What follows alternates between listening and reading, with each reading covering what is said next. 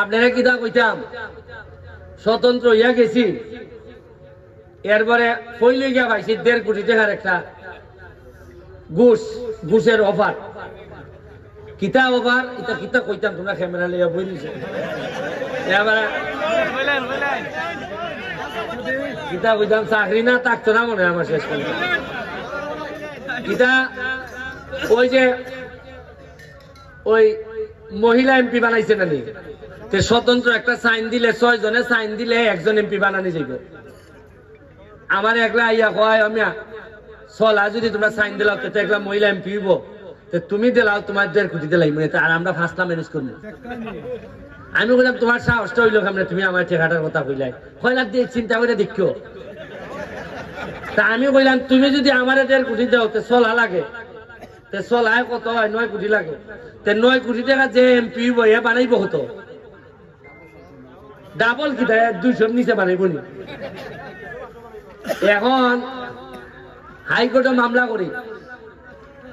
বড় বড় মামলা করলে মানুষ আইয়া ঠিক হয় যে যা লাগে দিমু কিন্তু আমার ঠেকায় টানে না আমি করতাম কিতা আমার যখন রাত ঘুমাই সকালবেলা উঠি মনে হয় ইয়া আল্লাহ যে ইজ্জত মানুষে আমারে দিছে যে ভোট আমারে মানুষে দিছে আমি খেরে ঘুমাই দিছি উঠি না খেরে উঠে গিয়ে আমি খামলা দিই না খেরে কারণ আমি যেমন ভিতর থেকে এমন ফিল পাই আমার কাছে মনে হয় যে আপনার ফুলার আমার ফুলার মধ্যে কোনো পার্থক্য নাই এটা যদি না পড়তে পারে এটারও দায় আমার কারণ বেটায় বুট তো একটা দিছে আর বুট তো খালি ইগুলো মারছে নি মাইরা দিছে আমার কলজার মধ্যে মাইরা দিছে দাগ লাগাই দিছে আমার আর আগাইও না ওই তো আগাইয়া নিতেছি কে আমার এমনি আমি এখন আপনারা যারা নেতৃবৃন্দ আছেন আমরা এখানে একটা লোককে পরিচয় করাই দিতাম চাই আপনার সামনে এই সেলিম তুমি আসো এদিকে আসো এদিকে আসো সামনে দিয়ে আসো সে হইল কি আমার ছোট ভাই আমরা একসাথে প্রায় 9 বছর থাকছি ঢাকা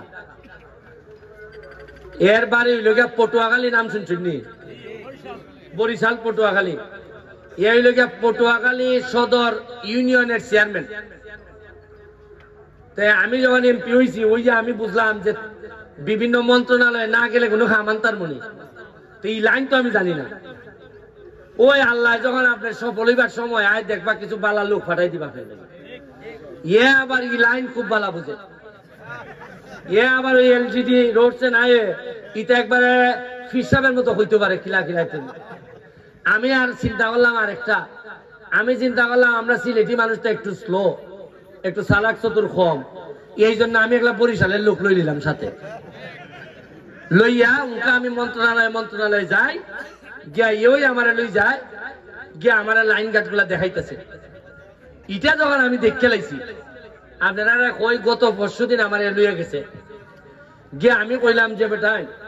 মাধবপুর সোনারঘাটের কিতা কিতা বাকি আছে কুস্তা আসেনি আমার লেগে এরা কাগজ বার করিয়া দেখে 2 কোটি টাকা রয়েছে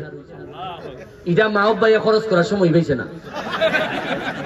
টাকা আইসেন মাহব ভাই লেগে আর মাহব ভাই ভাবছে যে এটা আস্তে আস্তে যেমন মসজিদ মাদ্রাসার যেটা আমি কই আয় রে আল্লাহর কি কুদরত লাঠির ভিতরে শরবত টাকা খার আর টাইম ব্যস্ততার কারণে মন্ত্রী হইয়া ব্যস্ততার কারণে খরচা করতে পারছেন না আমার লাগে রইয়া গেছে আর আমার খুশিতে কই ওকে একলা ইমাম সাহেব ফিরত দিতাম না আমি সবই আল্লাহর ইচ্ছা দেখতেছি